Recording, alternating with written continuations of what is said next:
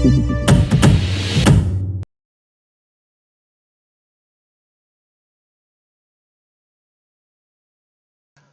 की रात, तालाब का किनारा, सूखता हुआ पानी, सड़ती हुई काई, कोहरे में सब कुछ ढका हुआ।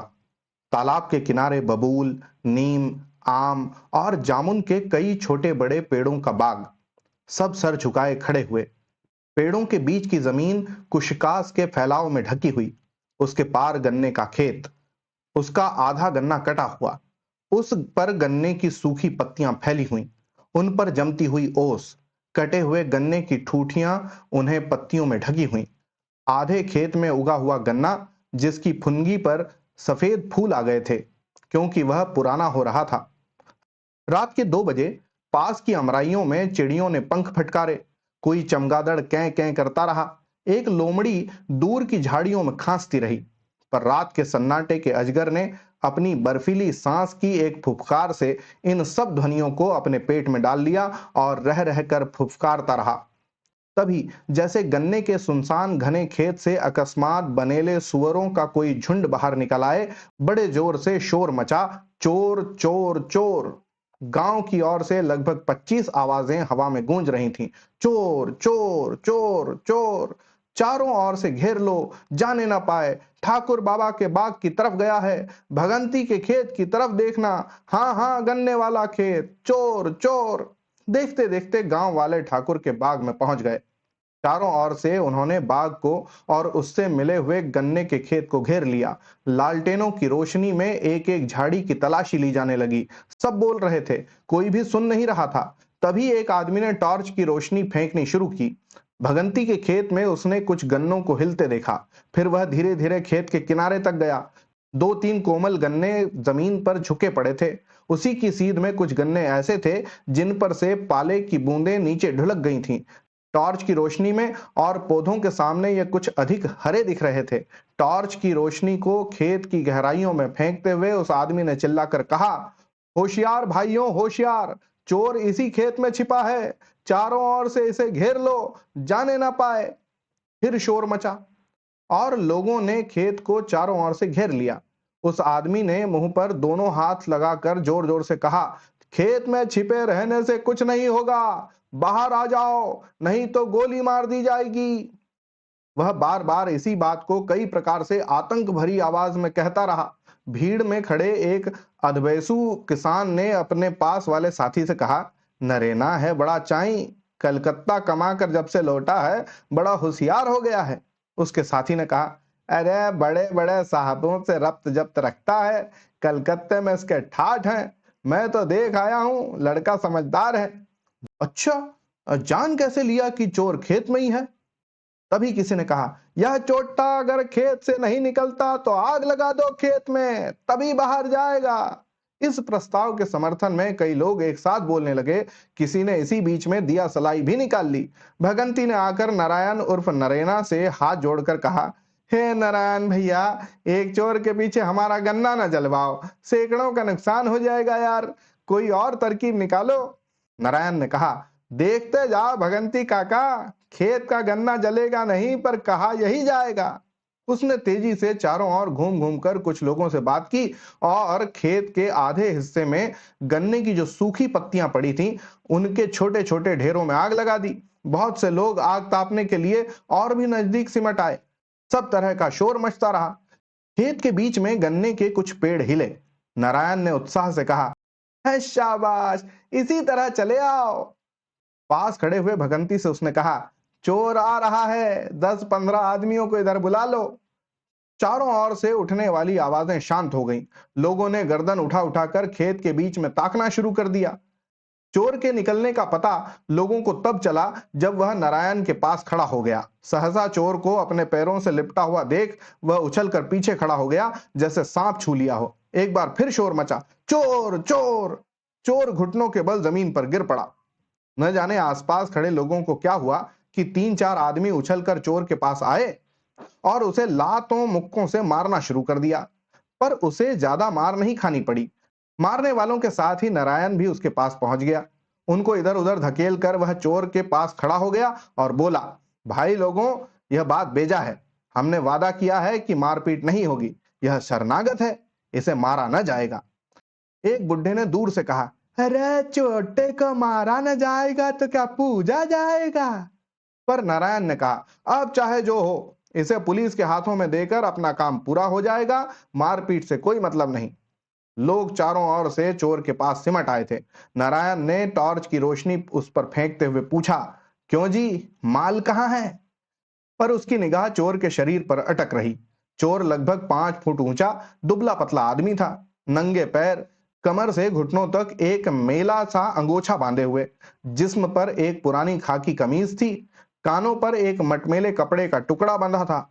उम्र लगभग 50 साल होगी। दाढ़ी बढ़ रही थी, बाल सफेद हो चले थे। जाड़े के मारे वह कांप रहा था और दांत बजा रहा था। उसका मुंह चौकोर सा था, आंखों के पास झुर्रियां पड़ी थीं, दांत मजबूत थे। मुंह को वह कुछ इस तरह खोले हुए था कि लगता था मुस्कुरा रहा है।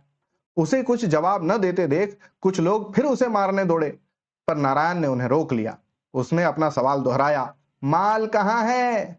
लगा कि उसके चेहरे की मुस्कान बढ़ गई है। उसने हाथ जोड़कर खेत की ओर इशारा किया। इस बार नारायण को गुस्सा आ गया। अपनी टार्च उसकी पीठ पर पटक कर उसने डांट कर कहा, माल ले आओ। दो आदमी लालटेने लिए हुए चोर के साथ खेत के अंदर घुसे। पाले और ईख की नुकीली पत्तियों की चोट पर बार बार वे चोर को गाली देते रहे। थोड़ी देर बाद जब वे बाहर आए तो चोर के हाथ में एक मटमेली पोटली थी। पोटली लाकर उसने नारायण के पैरों के पास रख दी। नारायण ने कहा, खोलो इसे, क्या क्या चुरा रखा है?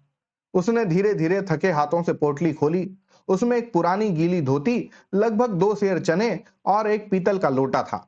भीड़ में एक आदमी ने सामने आकर चोर की पीठ पर लात मारी, कुछ गालियां दी और कहा, यह सब मेरा माल है। लोग चारों ओर से चोर के ऊपर झुक आए थे।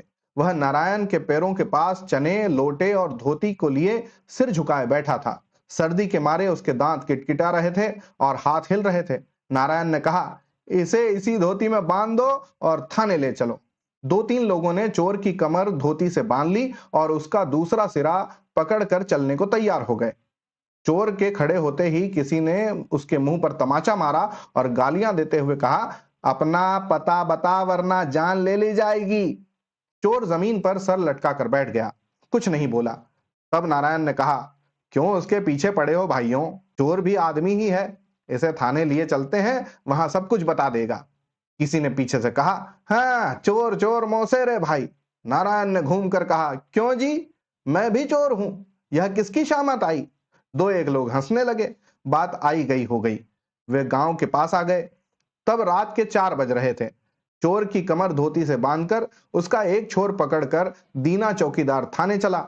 साथ में नारायण और गांव के 2 और आदमी भी चले। चारों में पहले वाला बुढ़ा किसान रास्ता काटने के लिए कहानियां सुनाता जा रहा था। तो युधिष्ठिर जी ने कहा कि बामन ने हमारे राज में सोने की थाली चुराई है, उसे क्या दंड दिया जाए? तो विदुर जी बोले कि महाराज, बामन को दंड नहीं दिया जाता। तो राजा बोले कि इसने चोरी की है तो दंड तो देना ही पड़ेगा। तब विदुर जी ने कहा कि महाराज, इसे राजा बलि के पास इंसाफ के लिए भेज दो। जब राजा बलि ने बामन को देखा तो उसे आसन पर बैठा ला। चौकीदार ने बात काट कर कहा, चोर को आसन पर बैठा ला, यह कैसे? बुढ़ा बोला, अरे क्या चोर क्या साह, आदमी आदमी की बात। राजा ने उसे आसन दिया और फिर पूरा हाल पूछा। पूछा कि आपने चोरी क्यों की? तो बामन बोला कि चोरी पेट की खातिर की। चौकीदार ने पूछा, तब? तब क्या? राजा बलि ने कहा कि राजा युधिष्ठिर को चाहिए कि वे खुद दंड ले, बामन को दंड नहीं होगा। जिस राजा के राज में पेट की खातिर चोरी करनी पड़े वह राजा 2 कौड़ी का है, उसे दंड मिलना चाहिए। राजा बलि ने उठकर चौकीदार जी खोलकर हंसा, बोला, वाह रे बाबा, क्या इंसाफ बताया है राजा बलि का। राजा विक्रमाजीत को भी मात कर दिया। वे हंसते हुए चलते रहे। चोर भी अपनी पोटली को दबाए पंजों के बल उचकता सा आगे बढ़ता गया। पूरब की ओर घने काले बादलों के बीच से रोशनी का कुछ कुछ आभास फूटा। चौकीदार ने धोती का छोर नारायण को देते हुए कहा, तुम लोग यहीं महुए के नीचे रुक जाओ, मैं जरा निशान मैदान से फारिग हो लूं। साथ के 2 आदमी भी बोल उठे। बुढ़े ने कहा, ठीक तो है नारायण भैया, यहीं तुम इसे पकड़े बैठे रहो, हम लोग भी निबट आवे। वे चले गए। नारायण थोड़ी देर चोर के साथ महुए के नीचे बैठा रहा, फिर अचानक बोला, क्यों जी, मुझे पहचानते हो? दया की भीख सी मांगते हुए चोर ने उसकी ओर देखा, कुछ कहा नहीं। नारायण ने फिर धीरे से कहा, हम सचमुच मौसेरे भाई हैं। इस बार चोर ने नारायण की ओर देखा, देखता रहा, पर इस सूचना पर नारायण जिस आश्चर्य भरी निगाह की उम्मीद कर रहा था वह उसे नहीं मिली। बड़ी हुई दाढ़ी वाला एक दुबला पतला चौकोर चेहरा उससे दया की भीख मांग रहा था। नारायण ने धीरे से रुक रुक कर कहा, अरे कलकत्ते के शाह मकसूद का नाम सुना है? उन्हीं के गोल का हूं। जैसे किसी को किसी अनजाने जाल में फंसाया जा रहा हो, चोर ने उसी तरह बिंदी हुई निगाह से फिर उसे देखा। नारायण ने फिर कहा, अरे कलकत्ते के बड़े बड़े सेठ मेरे नाम से थर्राते हैं। मेरी शक्ल देखकर तिजोरियों के ताले खुल जाते हैं, रोशनदान टूट जाते हैं। वह कुछ और कहता, लगातार बात करने का लालच उसकी रग रग में समा गया था। अपनी तारीफ में वह बहुत कुछ कहता, पर चोर की आंखों में न आनंद झलका, न स्नेह दिखाई दिया, न उसकी आंखों में प्रशंसा की किरण फूटी, न उनमें आतंक की छाया पड़ी। वह चुपचाप नारायण की ओर देखता रहा। सहसा नारायण ने गुस्से में भरकर उसकी देह को बड़े जोर से झकझोरा और जल्दी जल्दी कहना शुरू किया, सुन बे, चोरों की बेइज्जती ना करा। चोरी ही करनी है तो आदमियों जैसी कर। कुत्ते बिल्ली बंदरों की तरह रोटी का एक एक टुकड़ा मत चुरा। सुन रहा है बे? मालूम पड़ा कि वह सुन रहा है। उसके चेहरे पर हैरानी का उतार चढ़ाव दिख पड़ने लगा था। नारायण ने कहा, यह शेर आध शेर चने और यह लोटा चुराते हुए तुझे शर्म भी नहीं आई? यही करना है तो कलकत्ते क्यों नहीं आता? न जाने क्यों चोर की आंखों से आंसू बह रहे थे। उसके होठ इतना फैल गए थे कि लग रहा था वह हंस पड़ेगा, पर आंसू बहते ही जा रहे थे। वह अपने पेट पर दोनों हाथों से मुक्के मारने लगा। आंसुओं का वेग और बढ़ गया। नारायण ने बात करनी बंद कर दी। कुछ देर रुककर कहा, भाग जा, कोई कुछ न कहेगा। जब तू दूर निकल जाएगा तभी मैं शोर मचाऊंगा। जब इस पर भी चोर ने कुछ जवाब न दिया तो उसे आश्चर्य हुआ। फिर कुछ रुककर उसने पूछा, बहरा है क्या बे? फिर भी चोर ने कुछ नहीं कहा। नारायण ने उसे बांधने वाली धोती का छोर उसकी ओर फेंका, उसे धकेल कर दूर किया और हाथ से उसे भाग जाने का इशारा किया, पर चोर भागा नहीं, थका सा जमीन पर औंधे मुंह पड़ा रहा। इतने में दूसरे लोग आते हुए दिखाई दिए। नारायण ने गंभीरता पूर्वक उठकर चोर को जकड़ने वाली धोती पकड़ ली, उसे हिला डुला कर खड़ा कर दिया। एक एक करके वे सब लोग आ गए। सवेरा होते होते वे थाने पहुंच गए। थाना मुंशी ने देखते ही कहा, सवेरे सवेरे किसका मुंह देखा? पर मुंह देखते ही वह फिर बोला, अजब जानवर है, चेहरा तो देखो, लगता है कि हंस पड़ेगा। दिन के उजाले में सबने देखा उसका चेहरा सचमुच ऐसा ही है। छोटी छोटी सूजी हुई आंखें और बढ़ी हुई दाढ़ी के बावजूद चौकोर चेहरे में फैला हुआ मुंह लगता था हंसने ही वाला है। थाना मुंशी ने पूछा, क्या नाम है? चोर ने पहले की तरह हाथ जोड़ लिए। तब उसने उसके मुंह पर दो तमाचे मारकर अपना सवाल दोहराया। चोर का मुंह कुछ और फैल गया। उसने दो चार तमाचे फिर मारे। इस बार उसकी चीख से सब चौंक पड़े। मुंह जितना फैल सकता था उतना फैलाकर चोर बड़ी जोर से रोया। लगा कोई सियार अकेले में चांद की ओर देखकर बड़ी जोर से चीख उठा है। मुंशी ने उदासीन भाव से पूछा, माल कहाँ है? नारायण ने चने, लोटे और धोती को दिखाकर कहा, यह है। न जाने क्यों सब थके थके से चुपचाप खड़े रहे। चोर अब सिसक रहा था। सहसा एक सिपाही ने अपनी कोठरी से निकलकर कहा, मुंशी जी, यह तो 5 बार का सजा याफ्ता है। इसके लिए न जेल में जगह है न बाहर, घूम फिर कर फिर यहीं आ जाता है। मुंशी ने कहा, कुछ अध पगला सा है क्या? सिपाही ने मुंशी के सवाल का जवाब स्वीकार में सिर हिलाकर दिया। फिर पास आकर चोर की पीठ थपथपाते हुए कहा, क्यों गूंगे, फिर आ गया? कितने दिन के लिए जाएगा? 6 महीने कि साल भर? चोर सिसक रहा था, पर उसकी आंखों में भय, विस्मय और जड़ता के भाव समाप्त हो चले थे। सिपाही की ओर वह बार बार हाथ जोड़कर झुकने लगा, जैसे पुराना परिचित हो।